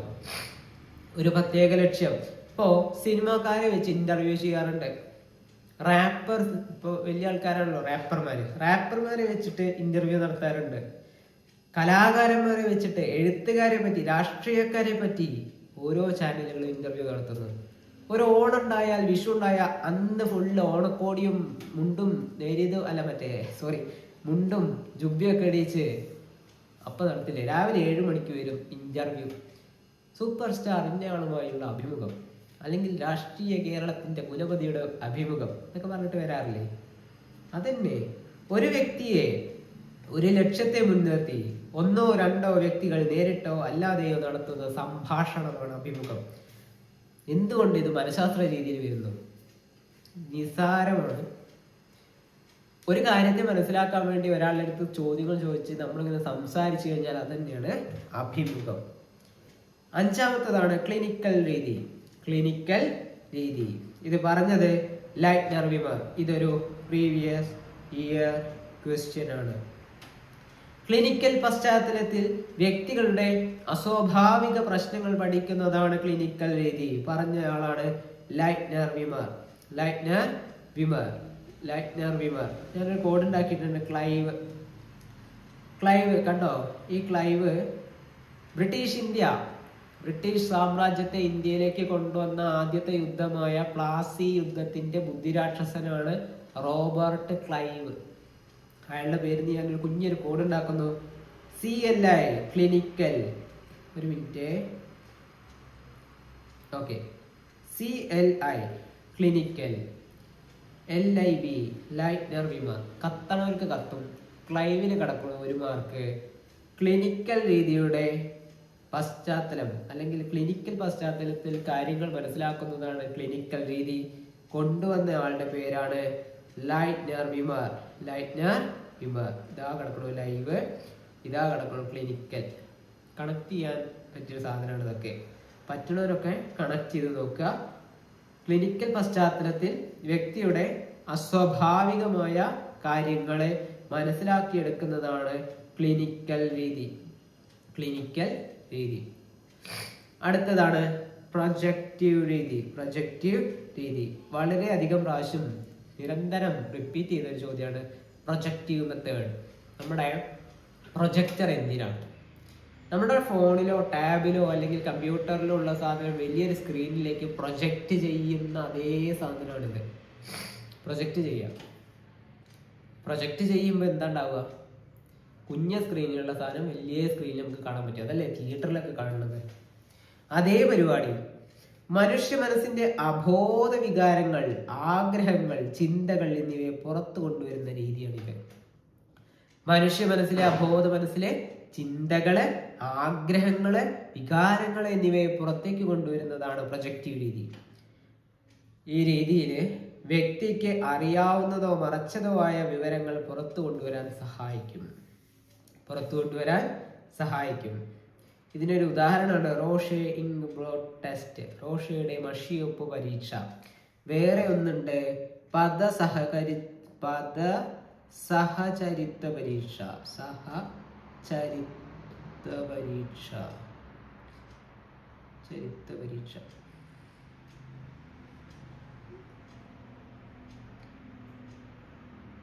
ഇത് റോഷെ ഇംഗ്ബ്ലോട്ട് ടെസ്റ്റ് 2023 ഇറങ്ങിയ ഒരു മമ്മൂട്ടിയുടെ ചിത്രമായിരുന്നു റൊഷാക്ക് എന്ന മമ്മൂട്ടിയുടെ ചിത്രമായിരുന്നു റൊഷാക്ക്. അതില് ഒരു മമ്മൂട്ടി തന്നെ ഒരു സൈക്കോ ആണ്. അയാൾ എന്തൊക്കെയാ പറയണത്? അയാളുടെ മനസ്സിലൂടെ കുറെ കാര്യങ്ങൾ കടന്നു പോകുന്നതിന് അയാളുടെ രീതിയിൽ മനസ്സിലാക്കിയെടുക്കുന്നതാണ് റൊഷാക്ക് എന്ന് പറഞ്ഞൊരു ചിത്രം. വേണമെങ്കിൽ ഇത് കണ്ടുനോക്കണേ കൊണ്ട് തെറ്റൊന്നുമില്ല. ഒരു വെറൈറ്റി ചിത്രമാണ്. ഇപ്പോഴുള്ള സാധാരണ ചിത്രങ്ങളെ പോലുള്ള ചലച്ചിത്രമല്ലാതെ ഒന്ന് കണ്ടു നോക്കാം. അതിൽ തന്നെയാണ് അദ്ദേഹത്തിന് മനസ്സിൽ കുറെ എന്തൊക്കെയോ നടക്കുന്നുണ്ട്, അതിനെ പുറത്തു കൊണ്ടുവരാൻ നോക്കുകയാണ്. അതേപോലുള്ള ആ റൊഷാക്ക് പറഞ്ഞ ചിത്രത്തിന്റെ ആ പേരിന്റെ ഒരു ഒരു ഒരു തുടക്കം റൊഷാക്ക് ഈ ഒരു ആളിൽ നിന്നാണ്. ഈ റൊഷാക്ക് ഇംഗ്ബ്ലോട്ട് ടെസ്റ്റ് പറഞ്ഞാൽ ഞാൻ നിസാരമായിട്ട് പറഞ്ഞുതരാം. ഒരു വൈറ്റ് പേപ്പർ എടുക്കുക, അതിലേക്ക് കുറച്ച് മഷി കുടയുക, നമ്മുടെ പഴയ ഇങ്ക് പേനയിലെ മഷി കുടയുക, എന്നിട്ട് അത് മടക്കുക, എന്നിട്ട് നൂർത്തുക. അപ്പം അതിൽ കുറേ ആകൃതികളൊക്കെ കാണില്ലേ? ആ ആകൃതികളെ ഒരാൾക്ക് കൊടുത്ത് ഇതെന്താ കാണുന്നത്? ചിലവർക്ക് അതൊരു പക്ഷിയായിരിക്കാം, ചിലർക്ക് മേഘമായിരിക്കാം, ചിലർക്ക് ആനയായിരിക്കാം, ചിലർക്ക് പൂച്ചയായിരിക്കാം, മലയായിരിക്കാം. അത് അയാളുടെ വീക്ഷണകോണത്തിൽ നിന്നും മാറും. ഒരാളുടെ പേഴ്സ്പെക്റ്റീവിനനുസരിച്ച് അതിൽ കാണുന്ന ചിത്രം മാറും. ആ ചിത്രം മാറുന്നതിനനുസരിച്ച് അയാളുടെ മനസ്സിന്റെ കാര്യങ്ങളെ മനസ്സിലാക്കിയെടുക്കാൻ സാധിക്കുന്നു എന്ന് തെളിയിച്ച ആളാണ് റോഷെ. അദ്ദേഹം കൊണ്ടുവന്ന ഈ മെത്തേഡാണ് റോഷെ ഇങ്ക് ബ്ലോട്ട് ടെസ്റ്റ്. അതേപോലെ രണ്ടാമതാണ് പദസാഹചര്യത്വ പരീക്ഷ. കുറേ വാക്കുകൾ തരും, പദങ്ങൾ തരും. ആന, ഉച്ചയ്ക്ക്, കാട്, മേട്, പുല്ല്, തറവാട്, വീണു എന്നൊക്കെ പറഞ്ഞിട്ട് കുറേ പദങ്ങൾ തന്നിട്ട് അതിൽ നിന്നൊരു കഥയോ കവിതയോ എഴുതാൻ പറയും. അത് ഒരാളുടെ അടുത്ത് കൊടുത്തിട്ട് അയാൾ ആ കഥയോ കവിത എഴുതുകയാണെങ്കിൽ അയാളുടെ മനസ്സിന്റെ ഉള്ളിലെ കാര്യങ്ങളെ പുറത്തു കൊണ്ടുവരാൻ സഹായിക്കുന്ന രീതിയിലായിരിക്കും അത് എഴുതിയിട്ടുണ്ടാവുക എന്നാണ് പറയുന്നത്.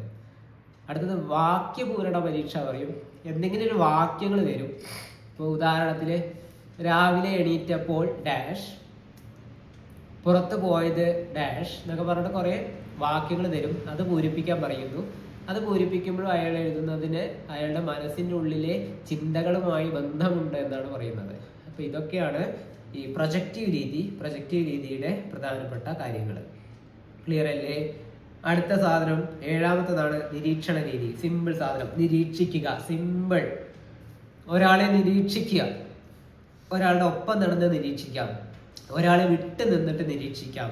അതേ സംഭവം തന്നെയാണ് പങ്കാളിത്ത നിരീക്ഷണം ഉണ്ട്, പങ്കാളിത്തമില്ലാത്ത നിരീക്ഷണം. ഞാൻ ഇപ്പോൾ പറഞ്ഞത് ഈ കണ്ടന്റ് ഒന്ന് നമ്മളുടെ ഒപ്പം നിന്നിട്ട് നിരീക്ഷിക്കാം, അതല്ലെങ്കിൽ വിട്ട് നിന്ന് നിരീക്ഷിക്കാം. വേറെ രീതിയിൽ നിരീക്ഷണം ഉണ്ട് അക്രമീകൃതം, ക്രമീകൃതം. ക്രമമായി നിരീക്ഷിക്കാം, തുടർച്ചയായിട്ട് നിരീക്ഷിക്കാം. ക്രമീകൃതം എപ്പോഴേലൊക്കെ നിരീക്ഷിക്കാം. അക്രമീകൃതം. നമ്മുടെ മണിച്ചിത്രത്താഴ് സിനിമ അടിപൊളി. 1994 ഇറങ്ങിയ ഈ മണിച്ചിത്രത്താഴ് സിനിമ അടിപൊളിയാണ്. ഇപ്പോഴും ആൾക്കാർക്ക് അതിന്റെ കഥയെ അറിയാം, കഥാപാത്രങ്ങളെ അറിയാം, അടുത്ത സെന്റൻസ്, അടുത്ത ഡയലോഗ് എന്താ അറിയാം. എന്നാലും ഏഷ്യാനെറ്റ് പ്ലസിൽ ഇപ്പോഴും വന്നാലും നമ്മൾ പോയിരുന്ന് കാണും. അതെന്താ? അതിന് അതിൻ്റെതായൊരു മാജിക് ഉണ്ട് ആ സിനിമയ്ക്ക്. അതിലേറ്റവും പ്രധാനപ്പെട്ട ഒരു രസമുള്ള രംഗമാണ് കുതിരവട്ടം പോകുമ്പോൾ ഒരു ആലിൻ്റെ സൈഡിൽ ഇങ്ങനെ ഇരുന്നിട്ട് ഇങ്ങനൊരു ആലോചിച്ചിരിക്കുന്നതുണ്ട്. അപ്പോൾ ഇപ്പോഴത്തെ ട്രാൻസ്പോർട്ട് മന്ത്രിയായ ഗണേഷ് കുമാർ സാറ് സൈക്കിളിൽ വരും, എന്നിട്ട് ചോദിക്കും, പപ്പൻ ചേട്ടന് എന്താ പറ്റി? എന്തൊരു ഡയലോഗ് പറയും. അപ്പോൾ പപ്പു കുതിരവട്ടം പപ്പുവിനെ ഗൗരവം പിടിച്ചിട്ട് ചോദിക്കും, ദാസപ്പൻ കുട്ടിയെ എന്നെ ശരിക്കൊന്ന് നോക്കിയേ, എനിക്ക് വല്ല കുഴപ്പമുണ്ടോന്ന്. അതേ സാധനമാണിത്, നിരീക്ഷണം. ശരിക്കൊന്ന് നോക്കുക, നിരീക്ഷിക്കുക. ആ നിരീക്ഷിക്കുമ്പോൾ ആളെ മനസ്സിലാക്കാൻ പറ്റും. അതാണ് നിരീക്ഷണ രീതി. ക്ലിയർ അല്ലേ? ഓക്കെ അല്ലേ? ഒൻപതാമത്തെ സാധനം സഞ്ചിത രേഖ അല്ലെങ്കിൽ ക്യുമുലേറ്റീവ് റെക്കോർഡ് അല്ലെങ്കിൽ സഞ്ചിത രേഖ. കുമുലേ, കുട്ടിയെ പറ്റിയുള്ള മുഴുവൻ ലേഖനവും അടങ്ങിയ രേഖ. കുട്ടിയെ പറ്റിയുള്ള മുഴുവൻ ലേഖനങ്ങളും അടങ്ങിയ രേഖയാണ് സഞ്ചിത രേഖ. ഇതില് ഒരു കുട്ടിയെ പറ്റിയുള്ള സമഗ്രമായ രേഖയാണ്. എല്ലാ കാര്യങ്ങളും സൂക്ഷ്മമായി രേഖപ്പെടുത്തിയിരിക്കുന്നു, തുടർ വിദ്യാഭ്യാസത്തിന് സഹായിക്കുന്നു. 3 പോയിന്റ്. സമഗ്രമായ രേഖയാണ്, സൂക്ഷ്മമായുള്ള നിരീക്ഷണമാണ്, തുടർ വിദ്യാഭ്യാസത്തിന് ഉപയോഗിക്കുന്നു. ഈ 3 പോയിന്റ് വെച്ചിട്ട് ചോദ്യം ഉണ്ടാക്കാം. ഒരു കുട്ടിയെ പറ്റി സമഗ്രമായി പ്രസ്താവിക്കുന്ന രേഖയാണ് ഡാഷ്. ഉത്തരം സമഗ്രമായി നിരീക്ഷിക്കുന്ന രേഖയാണ് സഞ്ചിത രേഖ. അത് ഞാൻ കണക്ട് ചെയ്യുന്നത് ഇങ്ങനെയാണ്. ഒരു കുട്ടിയെ പറ്റിയുള്ള മുഴുവൻ കാര്യങ്ങളും ലേഖനം എഴുതിയിട്ട് അതൊക്കെ പാടെ സഞ്ചിയിലിട്ട് നടന്നു പോവുകയാണ്. അതാണ് സഞ്ചിത രേഖ. വേറൊരു കണക്ഷൻ ഞാൻ കൊടുത്തതാണ് കുമൂലെ. കുട്ടിയെ പറ്റിയുള്ള മുഴുവൻ ലേഖനങ്ങളുമാണ് സഞ്ചിത രേഖ. കുട്ടിയെ പറ്റിയുള്ള മുഴുവൻ ലേഖനങ്ങളുമാണ് സഞ്ചിത രേഖ. ക്ലിയർ അല്ലേ? അടുത്തത് 10ാമത്തേതാണ് ഉപാഖ്യാന രേഖ. ഒരു കുട്ടിയിലുണ്ടാവുന്ന അവിചാരിത പ്രതികരണങ്ങൾ, സവിശേഷ സംഭവങ്ങൾ എന്നിവ രേഖപ്പെടുത്തുന്നതാണ് ഉപാഖ്യാന രേഖ. കുട്ടിയെ പറ്റി ഉണ്ടാവുന്ന അവിചാരിതമായ സംഭവങ്ങൾ, അതേപോലെ പ്രതികരണങ്ങൾ എന്നിവയാണ് ഉപാഖ്യാന രേഖയിൽ വരുന്നത്. അതിന്റെ ഇംഗ്ലീഷ് വാക്കാണ് അനക്ഡോട്ടൽ റെക്കോർഡ്. 11ാമത്തതാണ് check list. Check list yes or no questions. ഒരു ചെക്ക് ലിസ്റ്റ് പറഞ്ഞു കഴിഞ്ഞാൽ നമുക്കറിയില്ലേ, നമ്മൾ എവിടേക്കെങ്കിലും ടൂർ പോവുകയാണ് അല്ലെങ്കിൽ എവിടെയെങ്കിലും ട്രിപ്പ് പോയിട്ടൊക്കെ പോകാൻ നിൽക്കുമ്പോൾ നമ്മൾ എടുത്ത സാധനങ്ങളും എടുക്കാത്ത സാധനങ്ങളും ഐഡന്റിഫൈ ചെയ്യാൻ വേണ്ടിയിട്ട് ഇങ്ങനെ തുണി ഓക്കെ ഉണ്ട് ടിക്ക്, പല്ല് തേക്കാനുള്ള ഉപകരണം യെസ് ഉണ്ട് ടിക്ക്, സോപ്പ് ഓക്കെ, ചീപ്പ് ടിക്ക്, ഇങ്ങനെ ഇട്ടേക്കില്ലേ, ഉണ്ടോ ഇല്ലയോ എന്ന് അറിയാൻ വേണ്ടിയിട്ട് മാത്രം ഇട്ടേക്കുന്ന സാധനമാണ് യെസ് ഓർ നോ ക്വസ്റ്റ്യൻസ് ആയിരിക്കും. സവിശേഷതകൾ അറിയാൻ വേണ്ടി ഉപയോഗിക്കുന്നതാണ് ചെക്ക് ലിസ്റ്റ്. സവിശേഷതകൾ അറിയാനുള്ളതാണ് ചെക്ക് ലിസ്റ്റ്. അടുത്തതാണ് റൈറ്റിംഗ് സ്കെയിൽ. റൈറ്റിംഗ് സ്കെയിൽ ഒരു വ്യവഹാരത്തിന്റെ പ്രത്യേകതകൾ എത്ര അളവിലും തീവ്രതയിലും. ആ വാക്കിനൊരു പ്രത്യേകത ഉണ്ട്, എത്ര അളവ് തീവ്രത എന്ന് പറയുന്ന എടുത്തു ചോദിക്കുകയാണെങ്കിൽ അതാണ് റേറ്റിംഗ് സ്കെയിൽ. ഒരു വ്യവഹാരത്തിന്റെ പ്രത്യേകത എത്ര അളവിലും തീവ്രതയിലും ഉണ്ടെന്ന് രേഖപ്പെടുത്തുന്നതാണ് റൈറ്റിംഗ് സ്കെയിൽ. Rating scale. 13ാമത്തത് ചോദ്യാവലി. നമുക്കറിയാം, ചോദ്യങ്ങൾ ചോദിച്ച് വിവരങ്ങൾ മനസ്സിലാക്കുന്നതാണ് ചോദ്യാവലി. 14ാമത്തതാണ് കേസ് സ്റ്റഡി. പ്രധാനപ്പെട്ടത് സാമൂഹിക സൂക്ഷ്മദർശിനി എന്നറിയപ്പെടുന്നതാണ് കേസ് സ്റ്റഡി. ഒരു കുട്ടിയുടെ വിവരങ്ങൾ വൃത്തിയായി കൃത്യമായി ഒരു കേസ് പോലെ പഠിക്കുന്ന രേഖയാണിത്. ഒരു കേസ് പോലെ പഠിക്കുന്ന രേഖ, ദാറ്റ് ഈസ് കേസ് സ്റ്റഡി. നമ്മളൊരു കേസായിട്ട് ഒരു സെക്കൻഡ് എടുത്തിട്ടാണ് പഠിക്കുകയാണെങ്കിൽ അത് തന്നെയാണ് കേസ് സ്റ്റഡി. സാമൂഹിക സൂക്ഷ്മദർശിനി എന്നറിയപ്പെടുന്ന രേഖ ഏതെന്ന് ചോദിച്ചാൽ അതിന്റെ ഉത്തരം കേസ് സ്റ്റഡി. 15 ക്രിയാഗവേഷണം. ആക്ഷൻ റിസർച്ച് എന്നുകൂടി പറയും. ആക്ഷൻ റിസർച്ച് എന്ന് പറയും. അതിന്റെ ഉപജ്ഞാതാവാണ് കേർട്ട് ലെവിൻ അല്ലെങ്കിൽ സ്റ്റീഫൻ കോറി. ശരിക്കും പറഞ്ഞാൽ കേർട്ട് ലെവിനാണ് ഇത് കൊണ്ടുവന്നത്. കേർട്ട് ലെവിനാണ് is the father of action research ആണ്. പക്ഷേ ആൻസറിൽ ചിലപ്പോൾ കേർട്ട് ലെവിൻ ഉണ്ടാവില്ല. അപ്പൊ സ്റ്റീഫൻ കോറിനെ കണ്ടു കഴിഞ്ഞാൽ അപ്പൊ കുത്തണം സ്റ്റീഫൻ കോറിക്ക്. അതാണ് അതിന്റെ ഉത്തരം. ഇനി അതിന്റെ കഥ പറഞ്ഞുതരാം. കേർട്ട് ലെവിൻ കൊണ്ടുവന്നു, അതിനെ വികസിപ്പിച്ചത് സ്റ്റീഫൻ കോറിയാണ്. കേർട്ട് ലെവിൻ കൊണ്ടുവന്ന സാധനത്തെ വികസിപ്പിച്ചത് സ്റ്റീഫൻ കോറിയാണ്. അങ്ങനെ അതിന്റെ ക്രെഡിറ്റ് നൈസായിട്ട് സ്റ്റീഫൻ കോറിക്ക് കൂടിയാണ് പോയി. അപ്പോൾ ഉത്തരത്തിൽ ചിലപ്പോൾ സ്റ്റീഫൻ കോറിയാണെന്ന് വെച്ചാൽ അയാളെ കയറിയിട്ട് കുത്തണം. അപ്പോൾ 15 മനഃശാസ്ത്ര ഗവേഷണ ഉപാധികൾ പറഞ്ഞു. അതിലൊരു കാര്യം കൂടി നമുക്ക് നോക്കാനുണ്ട്, മുൻവർഷ ചോദ്യങ്ങൾ. ഞാൻ പറഞ്ഞതൊന്നും തള്ളല്ല എന്ന് ഞാൻ തന്നെ തെളിയിക്കുന്ന ഒരു സംഭവമാണ് ഈ മുൻവർഷ ചോദ്യങ്ങൾ ഉൾപ്പെടുത്തിയത്.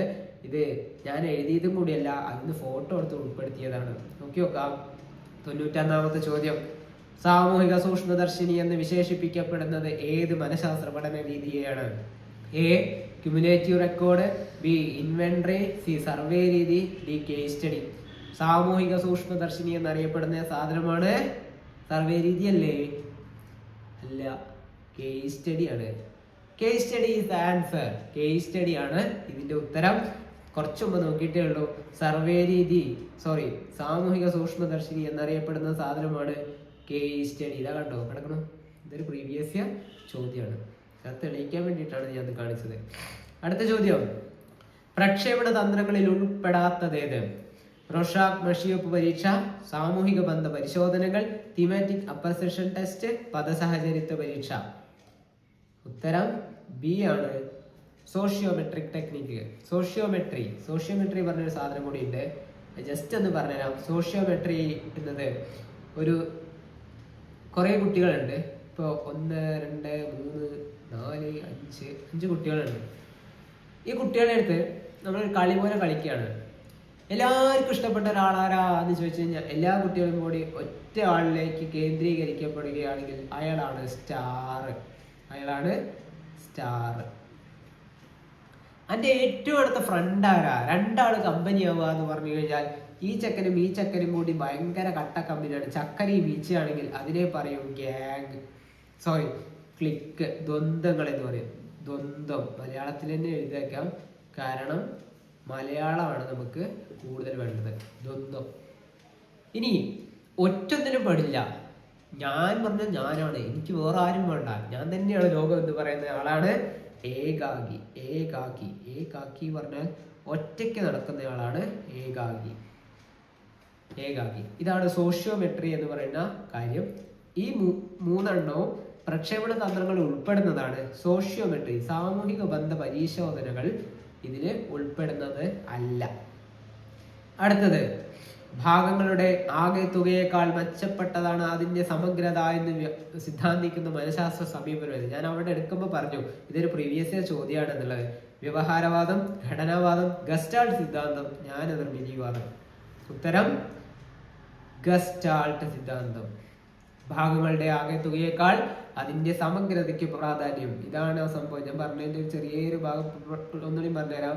ഇങ്ങനെ കുറെ വട്ടം വരച്ചാൽ, കുറെ കുത്തുകൾ ഇട്ട് കഴിഞ്ഞാൽ ആ കുത്തുകളെ ഒന്നിച്ച് യോജിപ്പിച്ചാൽ അതിനൊരു വട്ടമായിട്ട് കാണുന്നുവെങ്കിൽ അതാണ് സമഗ്രത, അതാണ് സമഗ്രം. ഒരു കുട്ടിയെ പറ്റി മൊത്തമുള്ള കാര്യങ്ങൾക്കാണ് പ്രാധാന്യം എന്ന് പറയുന്നതാണ് ഗസ്റ്റാൾട്ട് തിയറി അല്ലെങ്കിൽ സമഗ്രതാവാദം. ഗസ്റ്റാൾട്ട് തിയറി അല്ലെങ്കിൽ സമഗ്രതാവാദം.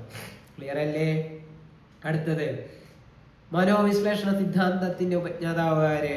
മനോവിശ്ലേഷണ സിദ്ധാന്തം അല്ലെങ്കിൽ സൈക്കോ അനാലിസിസിന്റെ ഉപജ്ഞാതാവ് ആര്? JB വാട്സൺ, ജീൻ പിയാഷെ, സിഗ്മണ്ട് ഫ്രോയിഡ്, BF സ്കിന്നർ. ഇത്തരം എല്ലാവർക്കും അറിയുണ്ടാവും Sigmund Freud. Sigmund Freud is the answer. ബാക്കിയുള്ളവരൊക്കെ വേറെ കാര്യങ്ങളാണ് പറഞ്ഞത്.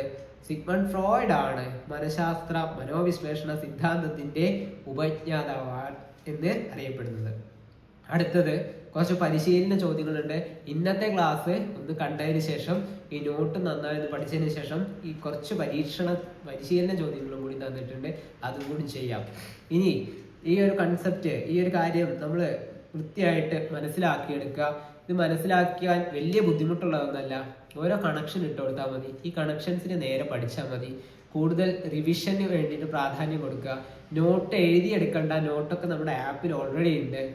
വൃത്തിയായിട്ട് ആ നോട്ടുകൾ പഠിക്കുക, വൃത്തിയായിട്ട് ആ കണക്ഷൻസ് ഒക്കെ ഒന്ന് മേക്ക് ചെയ്യുക. നിങ്ങൾക്ക് നല്ല രീതിയിൽ ഈ പരിശീലന ചോദ്യങ്ങളും മോക്ക് ടെസ്റ്റുകളും പ്രീവിയസ് ഇയർ ചോദ്യങ്ങളും ആയിട്ട് നല്ല രീതിയിലൊന്ന് പഠിച്ചെടുത്താൽ സുഖമായിട്ട് ഈ കേട്ടിട്ട് അല്ലെങ്കിൽ PSCയുടെയോ ഏതോ ആയിക്കോട്ടെ ഈ സൈക്കോളജി ഭാഗം കവർ ചെയ്യാൻ പറ്റും. വളരെ നന്നായിട്ട് പഠിക്കുക. നിങ്ങൾക്ക് എന്ത് സംശയത്തിനും ഞങ്ങളിവിടെ ഉണ്ട്. നിങ്ങൾക്ക് ഏത് സമയത്തും കോൺടാക്ട് ചെയ്യാം. ഇതിൻ്റെ ലൈവ് ക്ലാസ്സുകളുണ്ട്, റെക്കോർഡഡ് ക്ലാസ്സുകളുണ്ട്. റെക്കോർഡഡ് ക്ലാസ്സുകളൊക്കെ നിങ്ങൾക്ക് നിങ്ങളുടെ സൗകര്യത്തിനനുസരിച്ച് കാണാം. പഠിക്കാനുള്ള എല്ലാ സൗകര്യവും ഉണ്ട്. പഠിച്ചാൽ മാത്രം മതി. പഠിക്കാനുള്ള മനസ്സാണ് നിങ്ങൾക്ക് വേണ്ടത്. അത് നിങ്ങൾക്ക് ഉണ്ടെന്ന് കരുതുന്നു. എല്ലാവർക്കും ഓൾ ദി ബെസ്റ്റ്. സക്സസ് ആവട്ടെ. നിങ്ങളുടെ പരിശീലനത്തിന്റെ, നിങ്ങളുടെ പഠനത്തിന്റെ ഫലം നിങ്ങൾക്ക് ലഭിക്കട്ടെ എന്ന് ആത്മാർത്ഥമായി പ്രാർത്ഥിച്ചുകൊണ്ട് നിർത്തുന്നു. വീണ്ടും ഒരു ദിവസം കാണാം. Thank you.